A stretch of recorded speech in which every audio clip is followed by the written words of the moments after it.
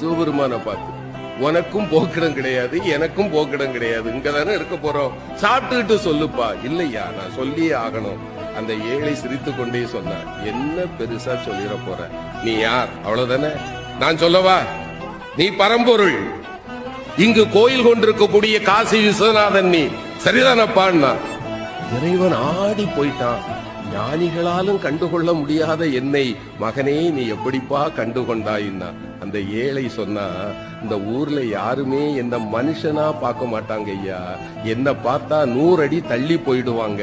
ஆனால் என்னைக்கு சமமாக அமர்ந்து அழுகி போன என் கையில் இருக்கிற உணவை கூட உண்பதற்கு ஒருவன் கையேந்துவான் என்றால் என் கருணை கடலே, உன்னை தவிர வேறு யாரால் ஐயா இது முடியும்? நீ என் முன்னே வந்து அமர்ந்த போதே நான் கண்டுகொண்டேன் நீ யார் என்று.